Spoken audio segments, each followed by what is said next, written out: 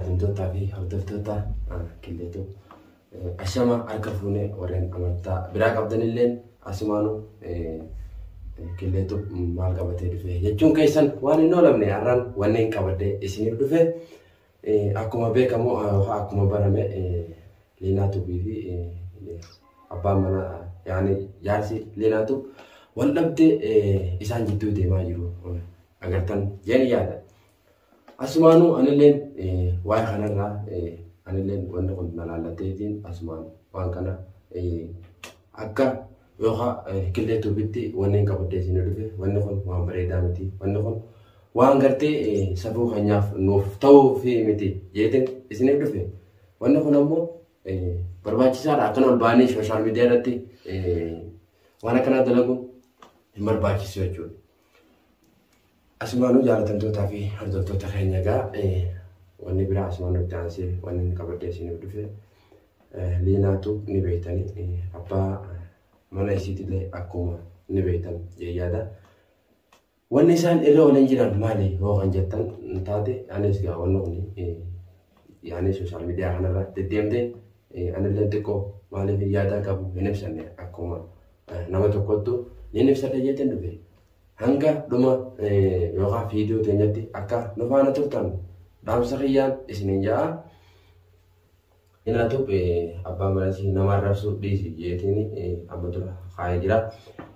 Kanarraa innillee itti aansuudhaan garuu baay'ee takka boochee jirti. Baay'ee takka nama gaddisiisa. Anillee akka nama tokkotti obboleettii dhalaa wajjin dhaladheen jira.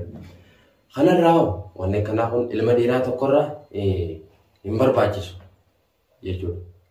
Oromoo biratti xiqqeessuun hin barbaachisu jeeyyaadha. Namni tokko yoo rakkoon takka dhufte manuma keessatti fixata. Kanumaafu rakkoo mana keessatti fixata malee ol bahee sooshaal miidiyaa irratti waliin baatilu. Kanarraa mee hadiyyaa agartee Abdallaan abbaa manaa Leenaa hadiyyaa inni kanneef waliin haalaallu. Daawwattoota keenya waraqaa dhaanaa hirkitan jedhee yaada. Sapiraasii ajaa'ibaa kanaaf dibee. Ture. Ture daawwattoonni haalaallu. Ichi garagara digdaa. Maal daawwattoonni ilaala? Soora miidhaa si hamee maal isii? Ni hirkitan jedhee ilaala. Gara. Mee as kan? Sapiraasii haalaalli. Maali Abdallaa? Maali haatu?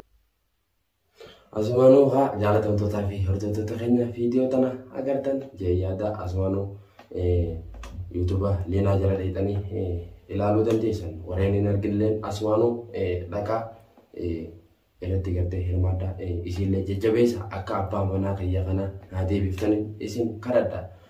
Namni kun nama gartee yeroo dheeraa wajjin rakkannee rakkoo fi bal'oo keessa waliin dabarree biyya namaa tana keessatti biyya irraa kaanee waliin as geenye har'a akkamitti kana na godha jechuudhaan kan boojjeta Leenaatu baramaattu isii boojjise wooma jabaateetu isii boojjise natti fakkaata. Kanarraa wanni Leenaatu jette gartee baay'ee takka wallaahi garaa nama nyaata garaa nama balleessa. Kanumaafu isallee haa qajeelchu jennaan isillee asumaan utu'aa goonaa fi kanarraa yuutuubarii adda addaalleen asumaan ajandaa adda addaa waan tumaa jiraniif wanni isaan tuman maali yoo kan jettan taate akka dacheetu anilleen garuu dhiyeenyaan ittillee beeku baaduu isii tana namaan beeku maaliif akkana godhe yaada ja'uun komii qaban namu dhiyeeffatanii jiran. Asumaanuu innilleen yaa dachee duubilleen bira dhagee inshaallah waan ja'uun niin dubbadha yaada ja'uun fuula sooshaal miidiyaa isaatiin yaada qabu ibsatee jira jechuudha. Kanarraa waan dacheetu jee haa dhageeffatu. Addaan facaasu jiruun arge. Eegaan isaa hojii wal barallee yeroo gabaabdu niin beekamoo yeroo gabaabdu anaa hojiillee manguddummaa isaan jidduutti haasawinee jira. Abbaa jaarsa. Asumaanuu jaalatamtootaa fi hordoftoota keenya waan dacheetuuf jee ni dhageessan jee yaada. Dacheetuufilleen asumaanuu yaada qabu gama sooshaal miidiyaa isaatiin ibsatee jira. Asumaanuu yuutuubarrii biraatu akka dacheetuuf fakkaatan fakkaattonni kasaa ta'u kan jechuudha Leenaa tana jajjabeessuuf ol bahan eenyuu fi eenyu yoo kan jettan taate tokkoffaarratti carraatu ni beektan jee yaada. Innillee namummaa ammaan tana gara sooshaal miidiyaa yookaan gara yuutuubaraa as dhufe namummaa amma guddataa jiru. Innillee waan inni jee waliin haala geeffannu. Alhamdulillah fayyite baga rabbi fayyise gara rabbi fayyise hin jaasumaanu maalechirraa wanti tokko isaanirra beekee osoo hin taane wanti naan galin tokko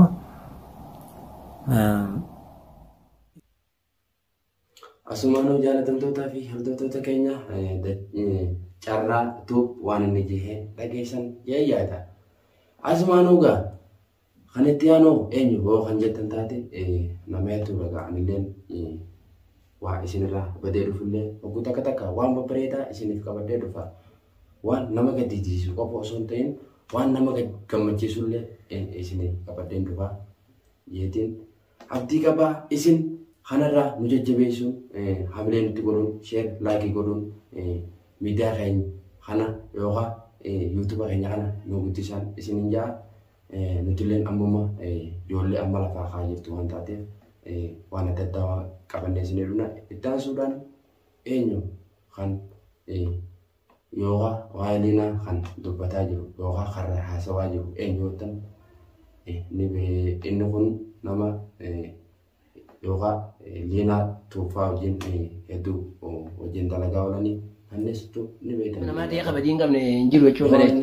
Liinaan ifiifi nama meeqa arrabsiti gaafa ililliin jaarsa namaatiin jaaladha baariin jaaladha fatiyaa jalaa hin baafadha jettus baga jaalatte ililliin mirga qabdi jettee ilillii deeggarte haadha ilmaanii baaftee isiin bakka san buufa. Asumaanuu jaalatamtootaa fi hordoftoota keenya asumaanuu warreen afeerraa adda addaa qabdanillee warreen intarfii adda addaa qabadee isiniif dhufuuf jira killeetu kanarraa istiidiyoo teenya kanarratti warreen argamuu feetan manni mana keessanii kottaa itti bashannanaa kottaa itti qoblaa kottaa itti dhugaan isiniin jaa kanarraa killeetu asumaanuu kan nu faana ture kaameramaan keenya hundee seenaa jedhama.